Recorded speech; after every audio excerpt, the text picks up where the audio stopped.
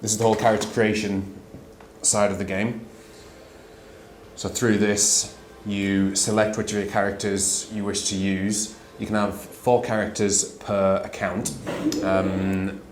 You can go in and then create a new one if you've got any spare slots. Here we're seeing the beginning of a new character being created. You can go in, you can change your gender, you can change your skin tone, your hair, your clothes, whole manner of things.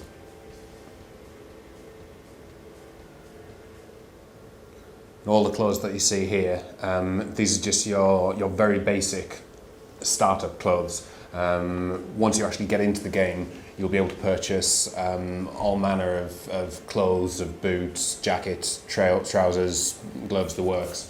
And it's all a case of how you choose to style yourself once you're in the game. Once you've got your character all designed exactly as you want it, comes the all-important part of choosing which club you wish to play for. Each team has its own backstory. They've got their own clubhouse with a dedicated geographical location in the world, and then it's all a case of what is it that you want to be the deciding factor when you're choosing your club. Each club, they've all got their backstory here, and you can choose it based on whether you like to play the underdog. If so, Fretsby, the perennial underdogs, you can go play for them. These are fantastic. We worked with Mark Pugach and Mark Clement from Radio 5 Live, and all these videos are amazing. It's the backstory of each one of the 14 clubs. World War I at Spurs' expense. Exactly in that manner. And actually, very like Arsenal, Ambleby for many years had a French manager. He was called René Archard. René Archard. Like the way I said it? Pretty nice indeed, yeah. And he liked women. He liked song. Look at them, wasted as presenters. Should have been actors. He liked good wine, and he loved a cigar in the dugout. And he was great company. The problem was, of course, he couldn't win, could he? So Ambleby went for the yin to Archard's yang, and they brought him from Everwich, Kenny Voss. He was smart tactically. This is a fantastic thing, which is looking awesome. This is the Goal of the Month competition. We started running this in March. Now what these goals here are, these are the final 5 that we pulled together. We had over 150 entries just in the month of March. And then we pulled them all together, and then it was our unenviable task of choosing a final 5 to go for the vote. And the jury is still out. We're still waiting on the final votes for those. This is a kickabout match where you come in and they're very quick, very accessible, meant to be very, very fast play. You don't get any experience or money from these. It's just a chance to try out some of your skills, play out on a few bits and pieces. Unlucky. And really just jump in and get some really quick action, pick up and play football. It's very much a different style and a different feel to the larger club matches. In those, it's far more about a more structured tactical team play. Here, especially when a game such as this, where you've only got 2 players per side,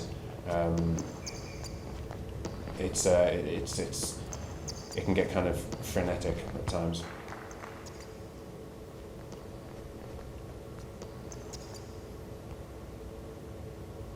And in a club match, you don't get to run around dressed, pimped out in a blazing red suit either. It's reserved just for the PMC games, kickabout games.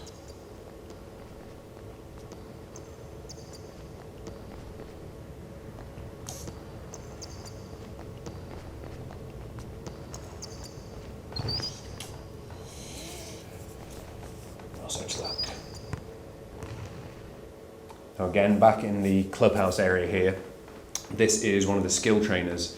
You can come to these guys and you can buy an assortment of skills which will give you various abilities. Different skill trainers around the world will give you different choices. This is a trainer dedicated to attack skills. There's other trainers around who will give you an option for various defense skills, and pretty much everything that you need in game: defense skills, attacking skills, shooting skills. You go to these guys and you can see what it costs, what its name is, and you can see there the bonuses that it'll give you. In this case, it's a hardiness training skill which will make you more resistant to tackles when you're on the ball.